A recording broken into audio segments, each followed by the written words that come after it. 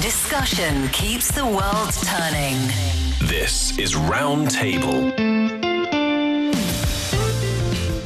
You're listening to Roundtable. I'm Steve Hatherley today with Fei Fei and Yushan. Coming up, one exam rewires the rhythm of an entire nation. Mothers and fathers become strategists and schedulers and emotional support crews. Taxi drivers, police officers, and app developers all find themselves part of the same mission. This is the Gaokao. For millions of teenagers, no moment carries more weight. So, in 2026, with AI assistants and smart classrooms reshaping education, what has become of this tradition? You can forget the scores for a minute because we want to know what this ritual actually looks like in the year 2026. Our podcast listeners can find us at Roundtable China on Apple Podcasts, and don't forget that we love to hear from you too. Send your voice notes our way, roundtablepodcast at qq.com. Once again, roundtablepodcast at qq.com. Every year around this time in China, an entire country seems to hold its breath. Traffic patterns change. Construction sites will go quiet. Parents become part-time logistics coordinators. The police officers, the taxi drivers, and even the tech companies suddenly find themselves connected by one shared mission. At the center of it all are millions of young people carrying pencils, admission tickets, and perhaps a few butterflies in their stomach. The Gaokao is often described as an exam, but I'm thinking anyone who has experienced it knows it is much more than just a test. It's a national event, it's a rite of passage, and for many families, one of the most memorable moments in a young person's life. But here we are. In 2026, we're in an age of artificial intelligence and smart devices and rapidly changing educational expectations. So, how is the Gaokao evolving alongside society? I'm curious to know. I want to start with this, though, Yushan and Fei Fei, because you've both taken the Gaokao. Mm-hmm. Is it as pressure-packed as we see the stories on the internet say it is? Oh, yeah. Well, I think that's one element of this exam. No matter what kind of technology has been developed, what kind of systems been changed, this remained unchanged on some level. Yeah, it's like Spring Festival celebrated vice versa on the different side. It's a life learning experience, not only for the kids taking part, but also for the entire family who cares for them. It's like for the parents, it's also pressuring, but it's also a good chance for them to learn more about their kids, how they're striving their own path, navigating their own path in this very special time of their life. Often ranked, if you search the most difficult exams in the world through various media outlets, you will often find the Gaokao ranked number 1. Really? Yeah. As somebody who've taken Gaokao before, I wouldn't say it's the most difficult exam, but it requires a lot of strategies when it comes to how you plan out your time. Oh, interesting. Okay, well, let's get into that in a few minutes, but let's start with the 2026 developments about this year's Gaokao. Yeah, this year the scale has a little bit of shifting because for the 2026 National College Entrance Exam, or Gaokao as we've been referring to it this whole time, a total of 12.9 million candidates have registered, which is a slight decrease from the 13.35 million applicants recorded from last year.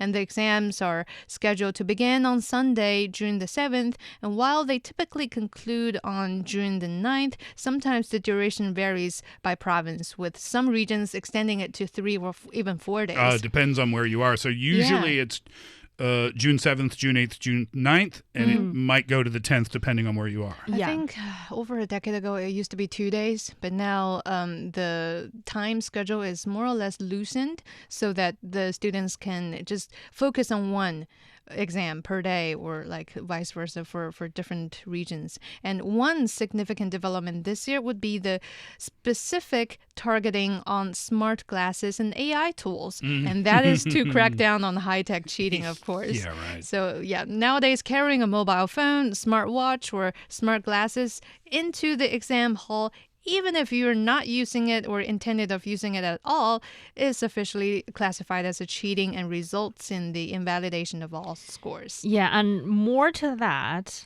a lot of Chinese AI platforms like Doubao, like Yuanbao, DeepSeek, are also restricting or suspending features like snap and solve. For example, that's what my daughter uses all the time. Take a picture. Yeah, take a photo of the question that she has. Get and the then, answer. Yeah, some of the functions will be suspended, especially during the exam hours.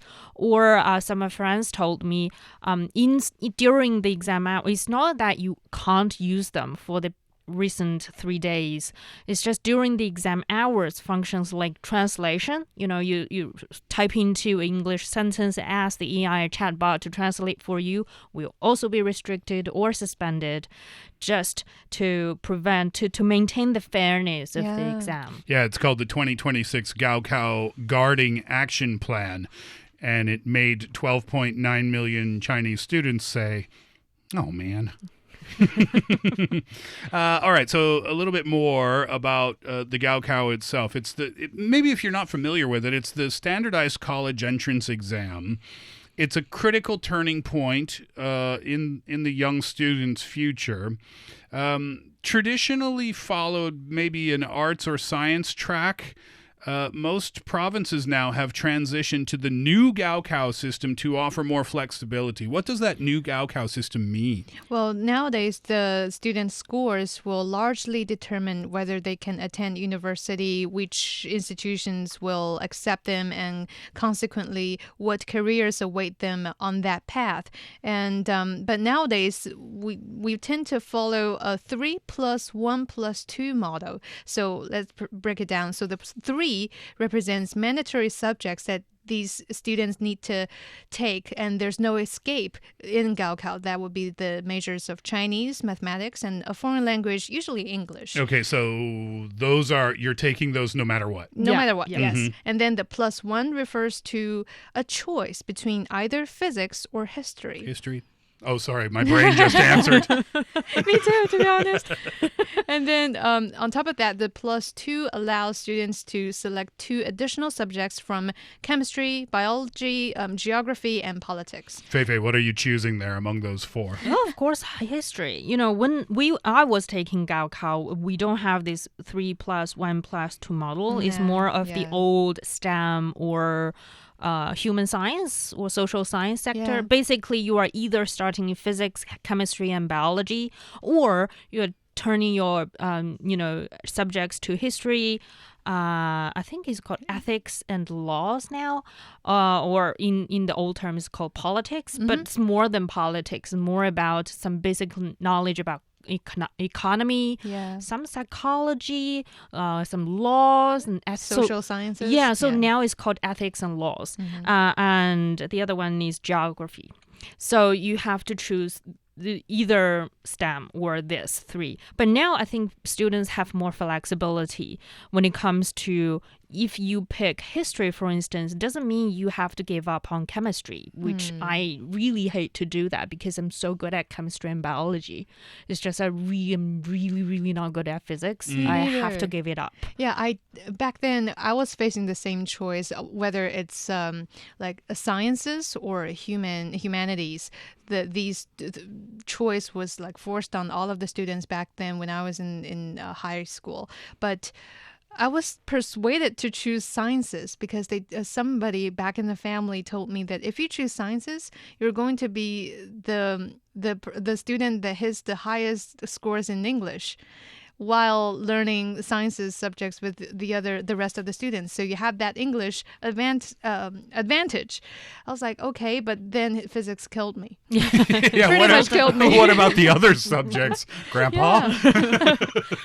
Exactly. So, and before the show, Fei Fei and I, we were chatting about all the possibilities of where these may lead to for nowadays students. So apparently it's like playing chess rather than just taking an exam. Instead of just thinking about what majors I'm preparing for, we're actually paving a future path in the design of which one of these subjects we're choosing to take. Yeah, and I was going to ask that question. It's like if you go to a restaurant and the restaurant has a 6-page menu that offers Chinese cuisine and international cuisine and spicy food and non-spicy food and healthy food and unhealthy food, you might sit there for 45 minutes trying to make the right decision. Right. Whereas if you go to a hot pot restaurant, you know you are getting hot pot.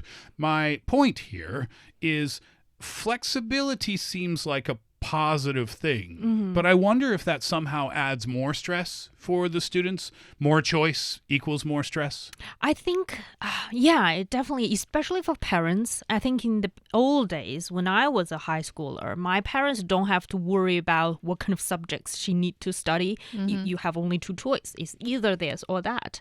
But now I think for parents, you need to think strategically about, for and this example, is what you wanted to say before, right? Yeah, if I'm interested as a student, I'm interested in history. And what about the other two subjects that I'm gonna take? And what kind of future will these choices lead to me, especially in my university choices? Right, because let's go back to our choices here. Chinese, you're doing it no matter what. Math, you're doing it no matter what. Foreign language, Most time English. pick one, but it's common, I guess, for students to choose English. Yeah. Then you're going either physics or history. You've got that choice. And then the final four, chemistry, biology, geography, politics, pick two. Yeah. Okay. Yeah, and that is leading to you need to, first of all, also look at the university majors that are offered, for instance, right now. Teacher, question. Have I studied all of these subjects, or have I pre-selected these subjects before my school year has begun? What I mean is, I'm choosing from physics or history. Have I studied both physics and history? Yeah, Totally. Oh, and then I'm choosing two from chemistry, biology, geography, and politics. Have I studied all of those things? Yeah. Yes. Okay. It's just you have to put different emphasis on the ones that you choose. Especially at the last year of high school. Yeah. Understood. Yeah. Okay, so back to the strategy then. How do you build a strategy around these choices? You said looking at the university Yeah. programs? For instance, we were just chatting with Yushan today that we have a lot of new majors right now at Yeah. universities. For example, if I want to get enrolled, for instance, artificial intelligence education. And as a parent for a first year in the high school, I probably need to start to think, if my child want to get enrolled in university to study artificial intelligence education, then I probably first of all need to learn something about physics so that I can know how AI works. But when it comes to education, I probably also need my children to have some knowledge about politics, meaning Right. ethics and laws, because that's also important in education. So you see, Steve, if I didn't choose this combination of physics and politics, then maybe if I choose, for instance, physics and chemistry and biology, then when my kid is trying to study education, AI education, that can be very challenging if he or she doesn't have any background knowledge about politics. And even though the kids hit a very high score on the subjects that he or she chooses, in terms of what major the student is applying, the school or the major directors also have their concerns on, okay, this kid's only choose humanities subjects.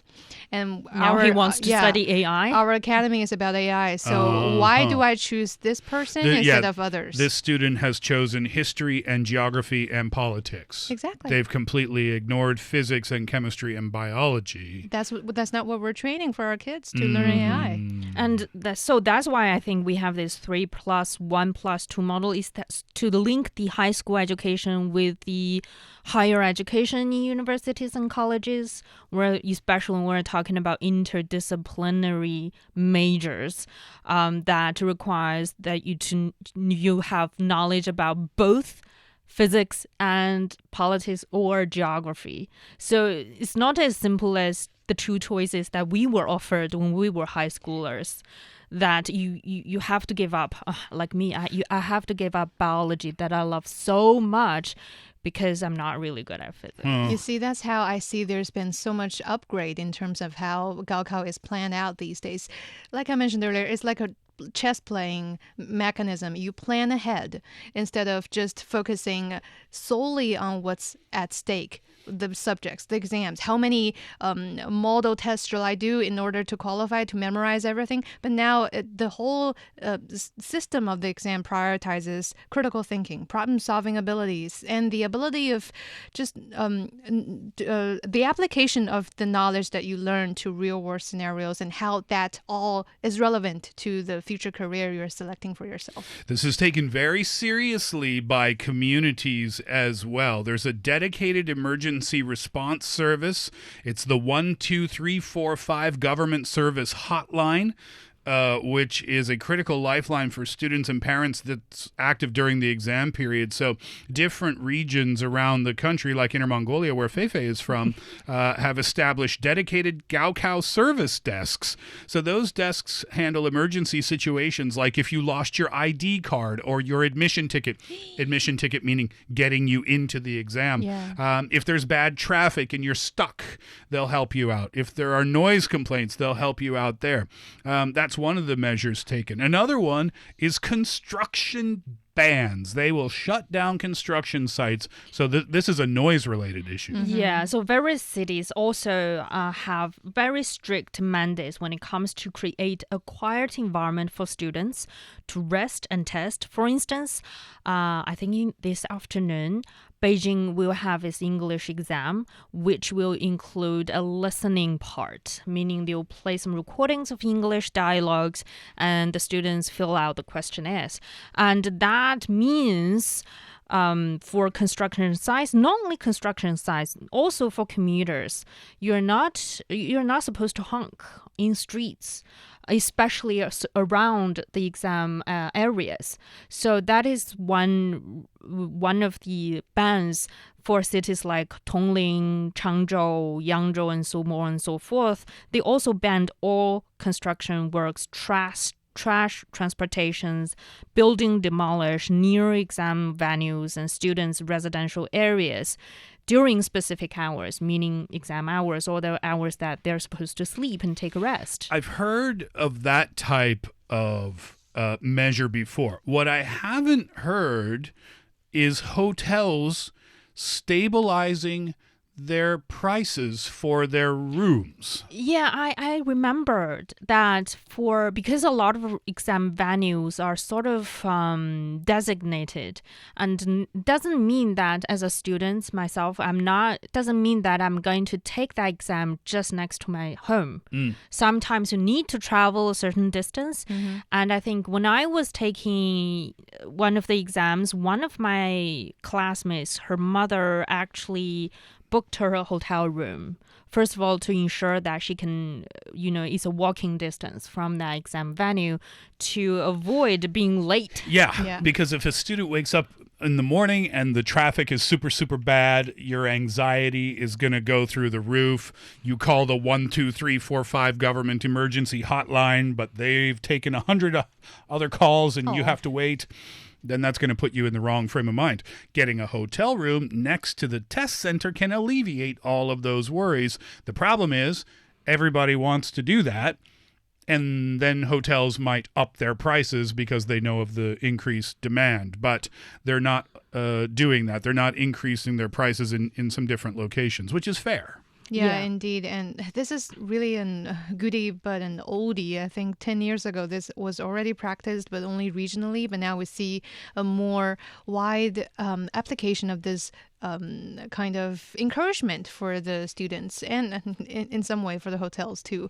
Back then, the hotel that I lived right next door to the school I was participating for the exam, they even offer you like free fruit plates or encouragement meal sets as a way of encouraging you. And also the staff will come to your room and provide you all the things that they're gifting you while saying, yeah, good luck and yeah, you'll be all right, stuff like that. I didn't really care that much back then because I was so focused on the exam itself. But looking back, these are all the kind of incentives and policies that were benefiting and encouraging the kids. As Gaokao veterans, I've got nothing to say, right? I mean, I took my high school exams in Canada. We don't have a Gaokao in Canada. If you're curious, we have an exam period, or at least that's the way it was when I was there. So that might be stretched over a week or maybe even a couple of weeks. So you might have your history exam on a Monday, but you might not have your next exam, maybe math, until Thursday. So you might have Tuesday and Wednesday off. And I think the way they design it, or the reason they design it like that, is so that you can have time between exams to prepare for the next one. And I think there are arguments for and arguments against, but it's a bit of a different system. So I don't have any advice on the Gaokao, but both of you do. So what would you say, Fei Fei, to the students who may be listening to your advice today? Yeah. When I was taking Gaokao, it was a double-digit numbers of years ago. I think Gaokao, first of all, is a very important event of your everybody's life, basically, especially here in China.